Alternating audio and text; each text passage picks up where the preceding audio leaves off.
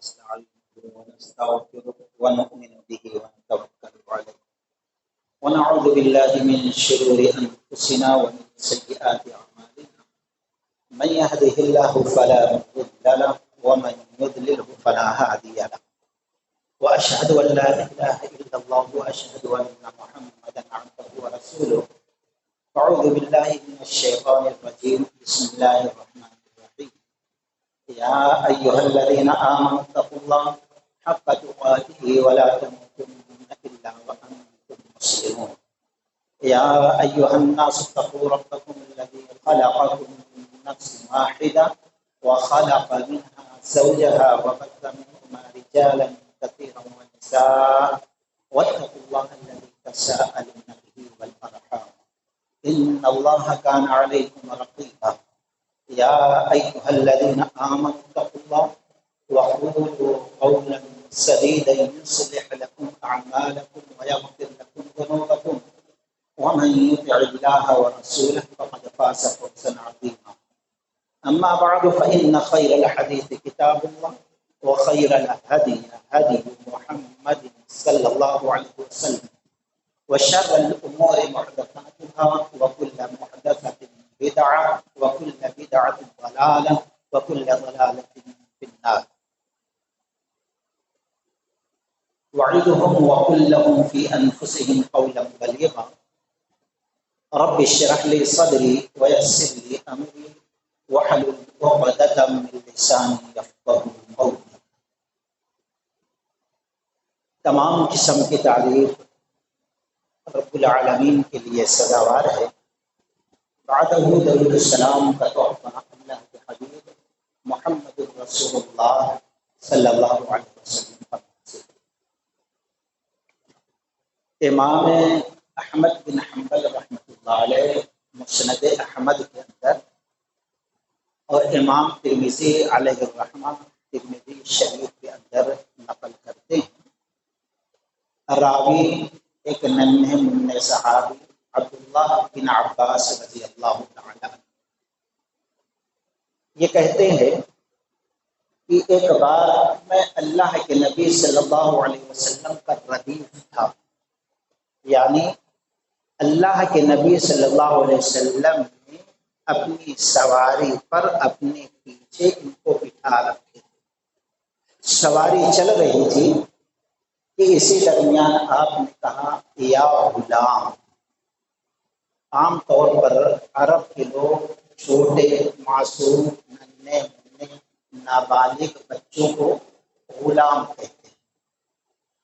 تو گویا اس وقت یہ کم عمر تھے، چھوٹے تھے، کیونکہ جب رسول اللہ صلی اللہ علیہ وسلم کی وفات ہوئی تو اس وقت ان کی عمر تقریباً 14 سال کی تھی قریب. تو جب یہ واقعہ پیش آیا، یہ حدیث تو ظاہر بات ہے کئی سال پہلے کی ہے، تو اس وقت چھوٹے ہی عمر کے تھے. تو اس لیے اللہ کے نبی صلی اللہ علیہ وسلم نے کہا یا غلام، اے پیارے، اے لاڈلے بچے، انی اعلمک کلمات احفظ اللہ یحفظک احفظ اللہ تجد تجاہک اذا سألت فاسأل اللہ وإذا استعنت فاستعن بالله واعلم أن الأمة لو اجتمعت على أن ينفعوك بشيء لم ينفعوك إلا بشيء قد كتبه الله لك وإن اجتمعوا على أن يضروك بشيء لم يضروك إلا بشيء قد كتبه الله عليك رفعت الأقلام وجفت الصحف رواہ الترمذی هذا حدیث حسن صحیح. عبداللہ بن عباس رضی اللہ تعالی عنہ کہتے ہیں کہ اللہ کے نبی صلی اللہ علیہ وسلم کا میں جب ردیف تھا تو آپ نے کہا اے پیارے بچے، چند کلمات کی میں تم کو نصیحت کرتا ہوں، چند باتوں، اس کو خوب اچھی طریقے سے یاد رکھنا، ذہن نشین کر لینا. تم اللہ کی حفاظت کرو، اللہ تمہاری حفاظت کرے گا۔ تم اللہ کی حفاظت کرو، تم اللہ کو اپنے سامنے پاؤ گے۔ جب تم کو سوال کرنا ہے تو اللہ ہی سے سوال کرو، جب مدد مانگنا ہے تو اللہ ہی سے مدد مانگو، اور خوب اچھی طریقے سے اس بات کو جان لو، یعنی اپنے عقیدے میں اس کو شامل کر لو، اپنے دل دماغ میں اس کو پیوست کر لو۔ تمام لوگ مل جائیں اور تم کو کچھ فائدہ پہنچانا چاہیں تو اتنا ہی پہنچا سکتے ہیں جتنا اللہ نے پہلے سے لکھ رکھا ہے، اور سارے لوگ جمع ہو جائیں تم کو نقصان اور ضرر پہنچانا چاہیں تو صرف اتنا ہی نقصان پہنچا سکتے ہیں جتنا اللہ نے پہلے سے لکھ رکھا ہے۔ رفعت الاقلام، قلم اٹھا لی گئی اور سیاہی خشک ہو گئی، یہ ہے حدیث کا مفہوم۔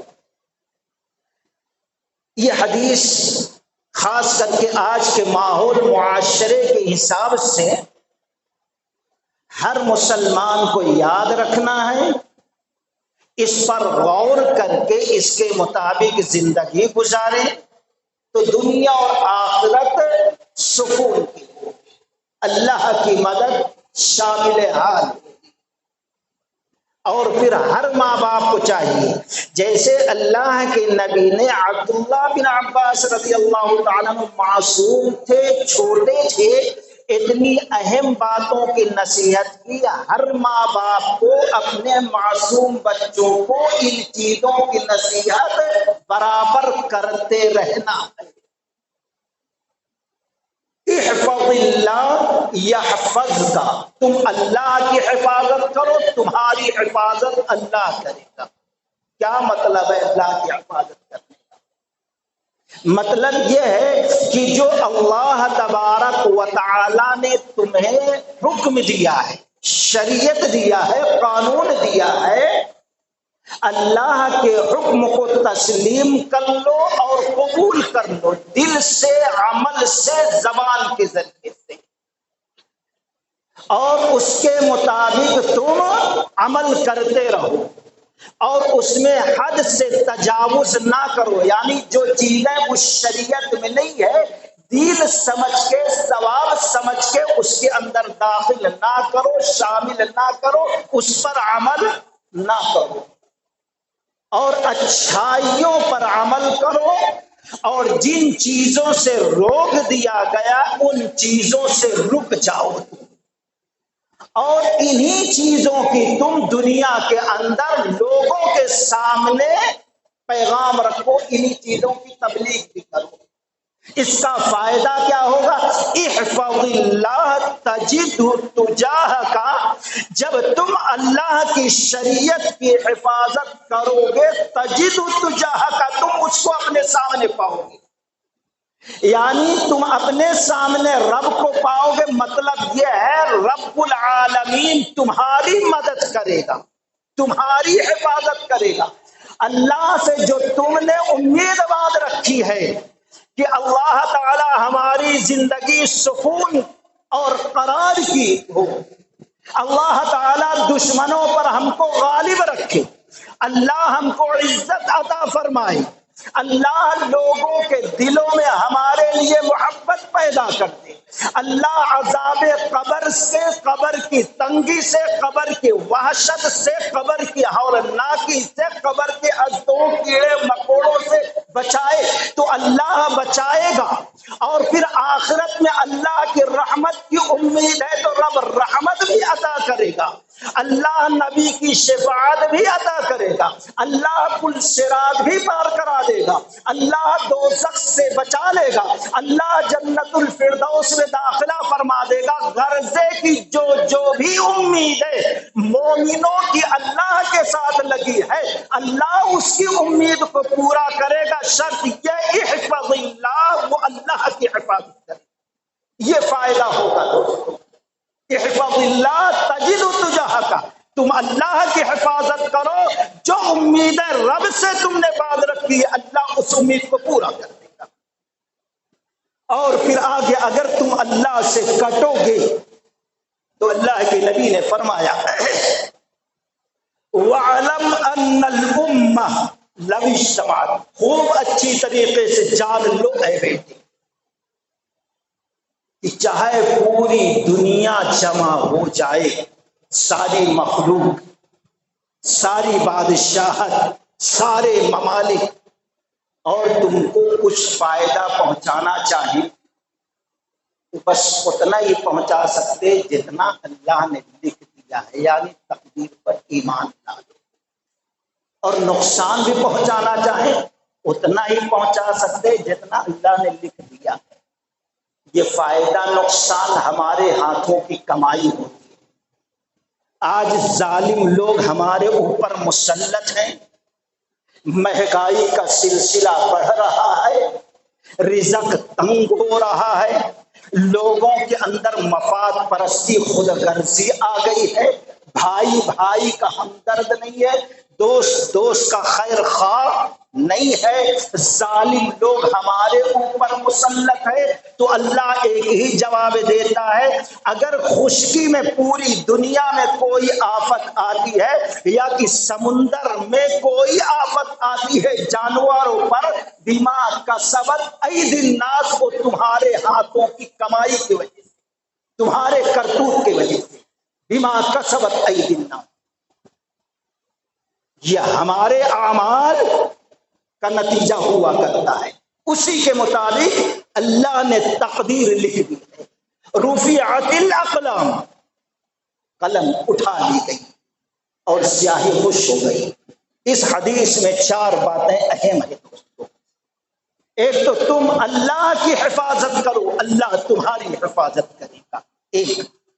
اور دوسرے، جب مانگنا ہے، یہاں سوال سے مطلب مراد دعا کرنا ہے۔ الدعاء مخ العبادہ، دعا عبادت کا مقصد ہے، ساری عبادتوں کا مقصد دعا کرنا ہے۔ لیکن آج انسان دعا سے بہت دور ہے، کبھی ضرورت پیش آئی، کبھی پریشانی پیش آئی، کبھی مشکل پیش آئی، جب ہی دعا کرتا ہے، جبکہ دعا ایک اہم عبادت ہے، بڑی عبادت ہے، سب سے بڑی عبادت ہے، عبادت کا مقصد ہے، عبادت کی جان ہے، روح ہے، اور عبادت صرف اللہ کی ہے، کسی اور کی نہیں۔ نہ آستانوں میں کوئی ہاتھ پھیلائے، نہ درگاہوں کے سامنے کوئی سر جھکائے، نہ ولیوں سے بزرگوں سے پڑھا ہوا دھاگا لے کر باندھے۔ مانگنا ہے اذا سألت فاسأل اللہ، جب دعا مانگنا ہے تو صرف اور صرف اللہ ہی سے مانگے، کسی اور سے نہ مانگے۔ ناجائز اور حرام شرک ہے دوستوں، ڈائریکٹ رب سے دعا۔ یہ قرآن بھی کہتا ہے، نبی کا فرمان بھی کہتا ہے، نبی کا عمل بھی کہتا ہے، فاسأل اللہ۔ فائدہ کیا ہوگا؟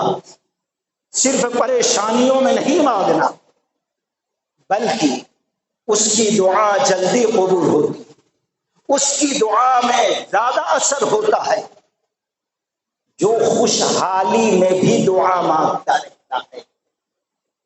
اگر ہم چاہتے ہیں جب ہم پریشان ہوں، تکلیف میں ہو، اس وقت رب سے دعا مانگے تو رب قبول کرے، تو ہمیں چاہیے جب امن سکون کی خوشحالی کی زندگی ہو، صحت مندی کے اعلیٰ صحت میں ہو، جب بھی دعا مانگتے رہیے۔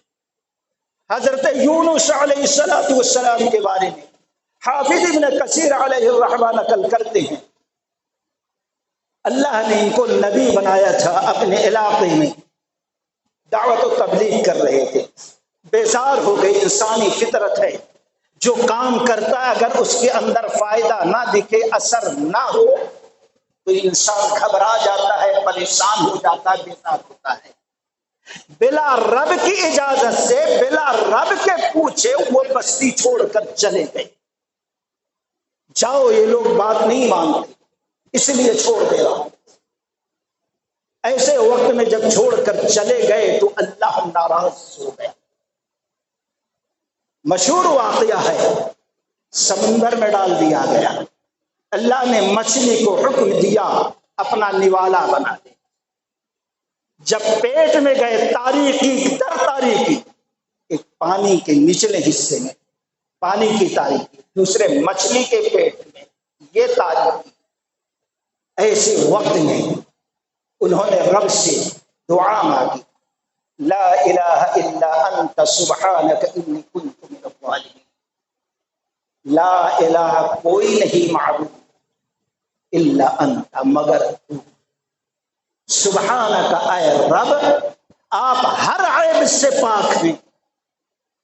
گویا دعا اس سے مانگنا ہے جو معبود ہو، جو رب ہو، جو خالق ہو، جو تمام عیوب سے پاک ہو، تمام نقائص سے پاک ہو۔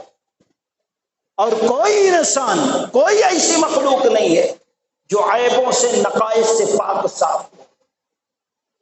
گویا یہ انبیاء کا عمل بتاتا ہے، جو عیوب سے، نقائص سے پاک نہ ہو اس سے دعا نہیں مانگی جا سکتی۔ لا الہ الا انت، نہیں ہے کوئی معبود مگر تو، اور تو تمام عیوب سے اور نقائص سے پاک صاف مبرہ منزہ ہے۔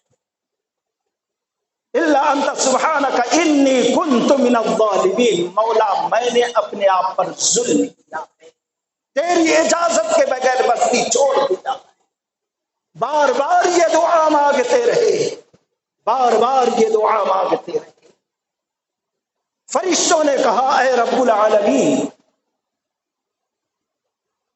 بہت دنوں سے یا کچھ دیر سے ہم ایک آواز سنتے ہیں، اور وہ آواز جانی پہچانی دکھ رہی ہے، لیکن یہ کس کی آواز ہے سمجھ میں نہیں آ رہا ہے۔ رب العالمین نے فرمایا میرے نبی یونس ہے، ان کی آواز سے وہ دعا کر رہے، اے اللہ وہ ہیں کہاں؟ قریبی فرشتے پوچھتے ہیں، رب العالمین کہتا ہے مچھلی کے پیٹ میں ہے، مشکل میں ہے، مصیبت میں ہے، پریشانی میں ہے۔ ایسے وقت میں فرشتے کہتے ہیں رب العالمین جب مشکل میں ہے تو مشکل سے نجات دے، دعا میں اثر پیدا کر دے، دعا قبول فرما لیجیے، رحم فرمائیے، کیونکہ یہ یونس علیہ السلام وہ ہیں جو خوشحالی میں بھی، آرام سے تھے، جب بھی امن و سکون کی زندگی گزر رہی تھی، جب بھی وہ آپ سے دعائیں مانگا کرتے تھے۔ آج پریشانی میں ہے تو ان کی دعا آپ قبول کرتے، رب العالمین یونس علیہ السلام کی دعا قبول کرتے تھے، اور مچھلی کو حکم دیتے ہیں ان کو باہر لے جا کے ڈال دے۔ مچھلی نے ڈال دیا۔ غور کریں اس واقعہ کے اندر، اگر ہم امن و سکون کی زندگی گزار رہے ہیں، ایسے وقت میں کثرت سے دعائیں مانگیں گے، پریشانی کے عالم میں جب ہمارا ہاتھ اٹھے گا تو رب کی رحمت جوش میں آنے میں جلدی کرے گی، اور اللہ ہماری دعائیں قبول کر کے ہمیں آفات، مصیبت، بلیات سے نجات دے گا۔ اذا سألت فاسأل اللہ، رزق دینے والا وہ، دشمنوں پہ غلبہ دینے والا وہ، اولاد دینے والا وہ، بیماری سے شفا دینے والا وہ، مشکل کشا وہ، حاجت روا وہ، ظاہر اور باطن کا جاننے والا وہ، زور سے اور آہستہ سننے والا وہ۔ مانگنا ہے تو نبی نے فرمایا اذا سألت فاسأل اللہ، صرف اسی سے مانگنا، گویا اس کے علاوہ کسی اور سے دعا نہیں مانگنا ہے۔ تو یہ چار چیزیں اہم ہیں دوستو اس حدیث کے اندر۔ اور پھر کہا گیا تقدیر لکھ دی گئی، قلم اٹھا لی گئی، اور پھر جن صحیفوں پہ لکھا گیا تھا وہ خشک بھی ہو چکا ہے، وہ مٹایا نہیں جا سکتا، کسی کی تقدیر میں اب تبدیلی نہیں ہو سکتی، جو ہونا ہے ہوگا، جو ملنا ہے ملے گا۔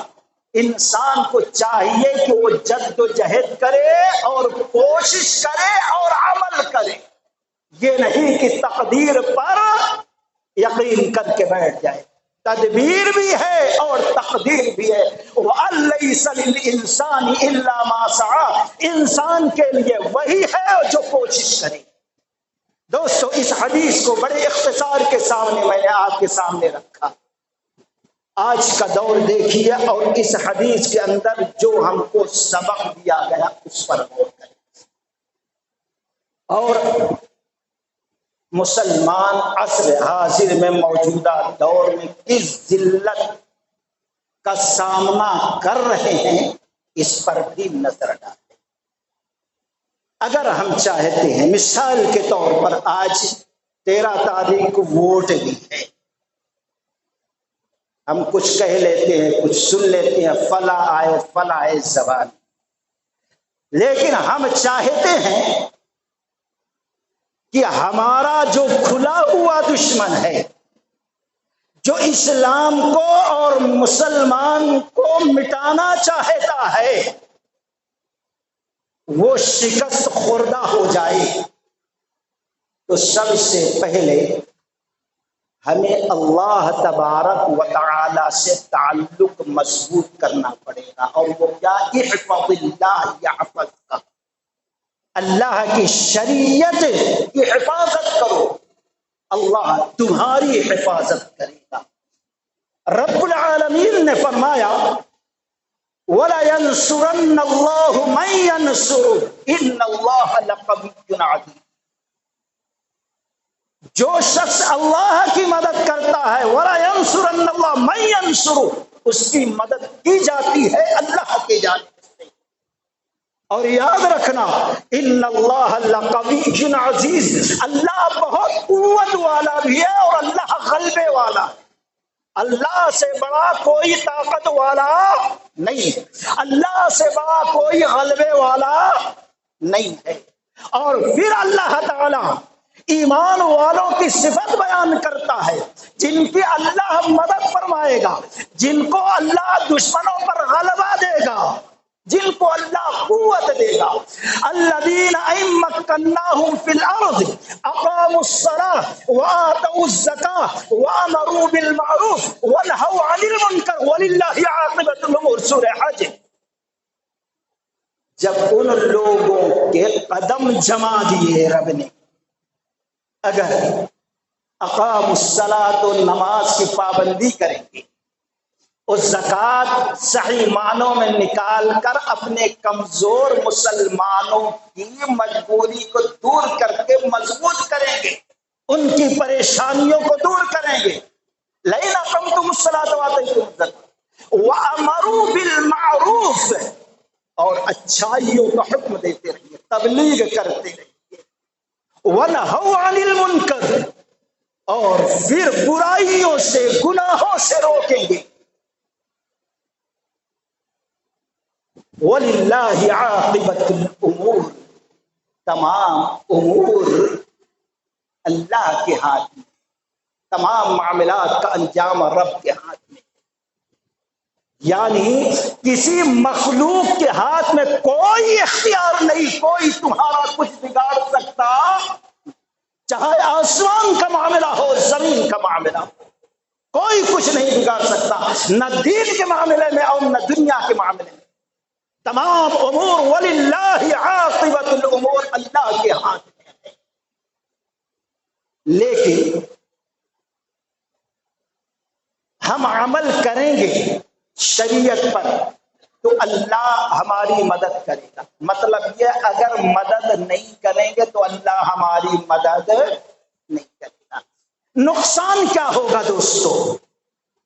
جن چیزوں سے اللہ نے اور رسول اللہ نے روک دیا، اگر نہ رکے، اس کے نتائج ہمارے سامنے آج موجود ہیں۔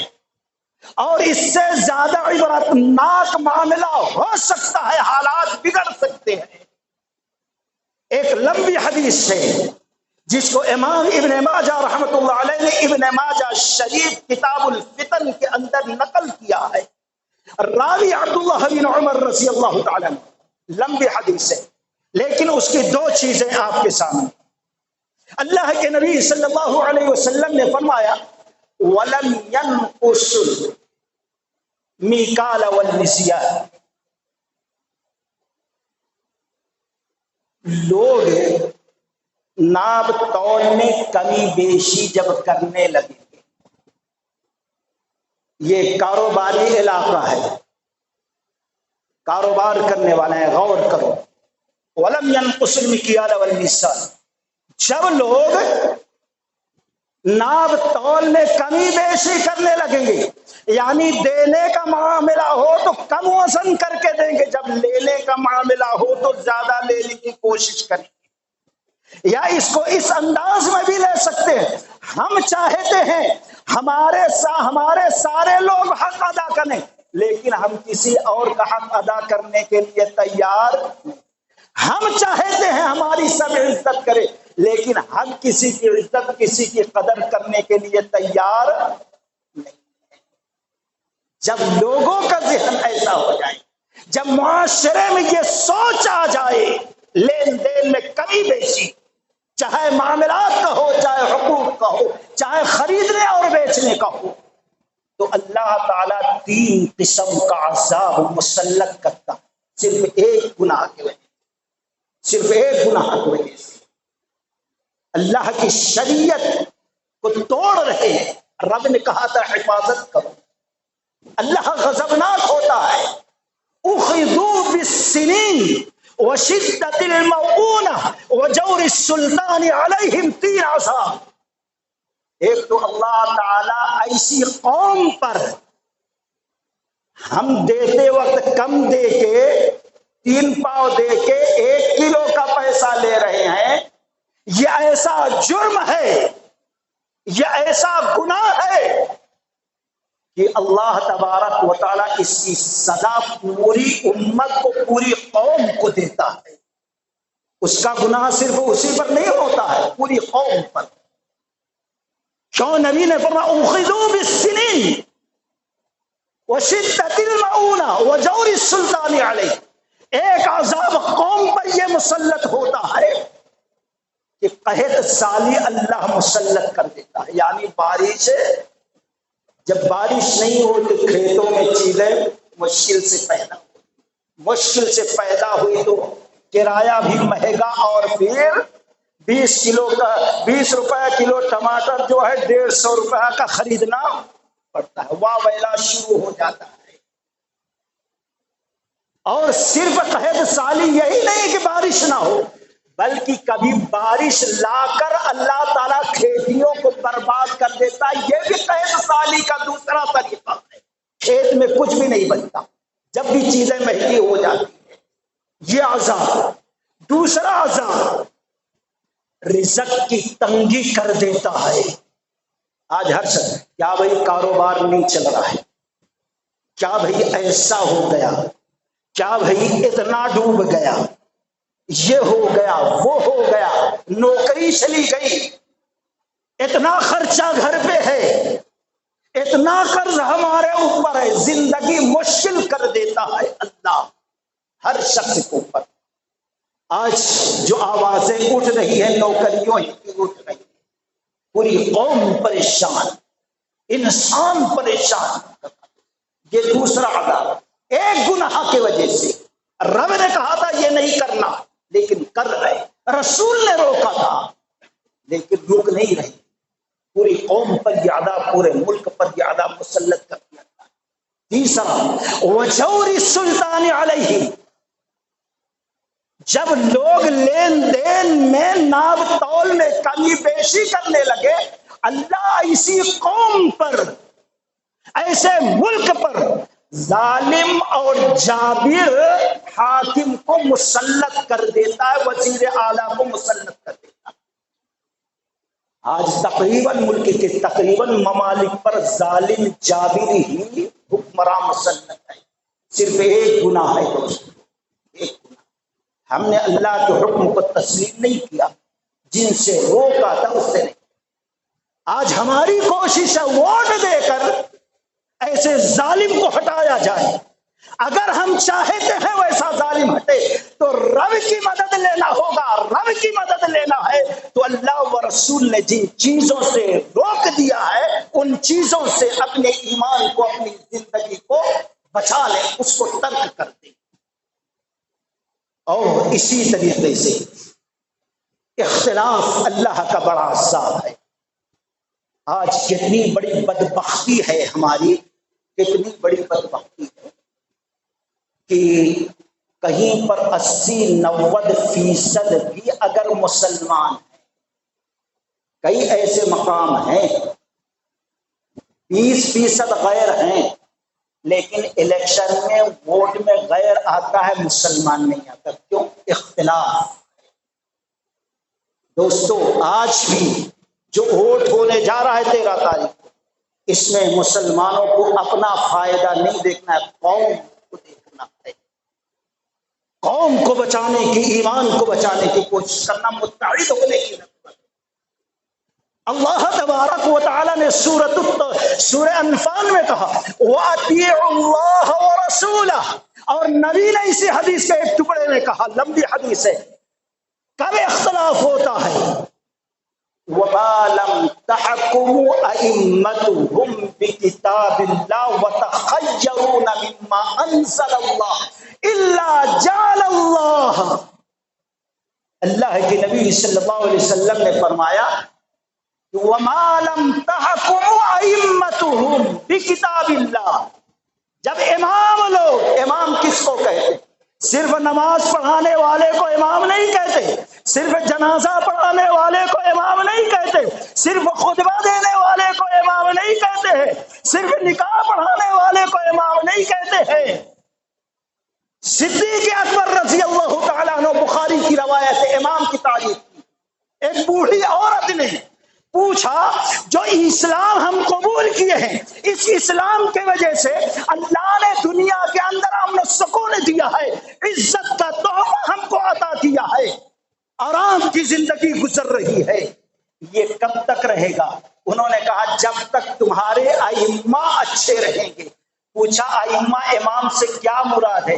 کہا تمہاری بستی میں، تمہارے علاقے میں، تمہارے قبیلے میں کوئی ایسا ہے جس کی لوگ بات کو قبول کرتے ہوں؟ کہا ہاں۔ کہا امام وہی ہے۔ معلوم یہ ہوا امام وہ ہوتا ہے جو نماز پڑھاتا ہے، امام وہ ہوتا ہے جو مسئلہ بیان کرتا ہے، امام وہ ہوتا ہے جو وزیر اعلیٰ ہوتا ہے، امام وہ ہوتا ہے جو مسجد کا صدر ہوتا ہے، امام وہ ہوتا ہے جو جماعت کا صدر ہوتا ہے، امام وہ ہوتا ہے جو وزیر اعلیٰ ملک کا ہوتا ہے، خلیفہ ہوتا ہے، بادشاہ ہوتا ہے، امام وہ ہوتا ہے جو کسی تنظیم کا بڑا اور صدر ہوتا ہے۔ یہ سب کے سب امام ہیں دوست۔ ہر مرد اپنے گھر کا امام ہے۔ جس شخص کی بستی میں چلتی ہو چند لوگ اس کے بات کو قبول کرتے ہو، لیڈر ہو چاہے چھوٹا ہی، وہ امام ہوتا ہے۔ وَمَا لَمْ تَحْكُمْ أَئِمَّتُهُمْ بِكِتَابِ اللَّهِ، جب تک سردار لوگ، امیر لوگ، صدر لوگ، لیڈر لوگ، وزیر اعلیٰ لوگ، امام لوگ، فتویٰ بتانے والے لوگ کتاب اللہ کے حساب سے فیصلہ سنائیں گے، فتویٰ سنائیں گے، وَتَخَيَّرُونَ مِمَّا أَنزَلَ اللَّهُ، اور جو چیزیں اللہ نے نازل کی ہے کتاب اللہ اور سنت رسول میں، اس کے مطابق جب فیصلہ کرنا چھوڑ دیں گے تو اللہ تبارک و تعالی انما جعل اللہ، تو اللہ تبارک و تعالی باسہم بینہم، ان کے اندر پھوٹ ڈال دے گا۔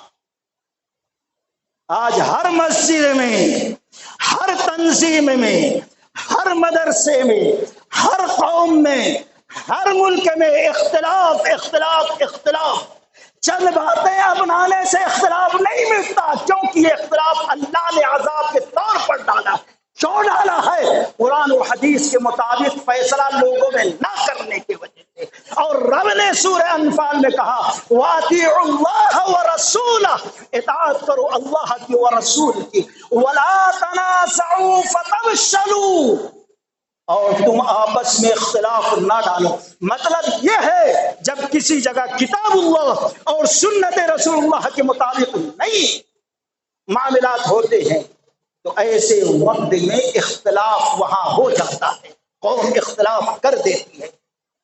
جب اختلاف ہوا اللہ و رسول کے حکام کی پابندی نہ کرنے کی وجہ سے، فتبشلوا، تو اللہ تعالیٰ کہہ رہا ہے ہم بزدل بنا دیتے ہیں، وہ قوم بزدل ہو جاتی ہے۔ آج ہم پر بزدلی کیوں مسلط ہے؟ اللہ و رسول کے حکام پر عمل نہ کرنے کی وجہ سے اختلاف آ گیا تو ہر شخص بزدل بن گیا۔ اپنوں کے لیے شیر ہے کمینہ، لیکن غیروں کے لیے بکری اور بلی بن گیا ہے۔ فتبشلوا، ایک عذاب کا نتیجہ یہ تمہارے سامنے آئے گا، تم بزدل بنو گے، بلی بن کر زندگی گزارو گے، غیروں کے سامنے تمہارے دامن پھیلے رہیں گے، سر جھکے رہیں گے، آواز پست ہوگی، ایک یہ نتیجہ نکلے گا، فتبشلوا، بزدل بن جاؤ گے، وتذهب ريحكم، اور تمہاری ہوا، تمہارا رعب جو تھا اللہ لے کر چلا جائے گا، کوئی ہوا تمہاری نہیں رہے گی، کوئی رعب نہیں، کوئی وزن نہیں تمہارے اندر، کوئی تمہاری عزت، کوئی مقام مرتبہ نہیں رہے گا۔ فتبشلوا وتذهب ريحكم، تمہاری ہوا اکھڑ جائے گی۔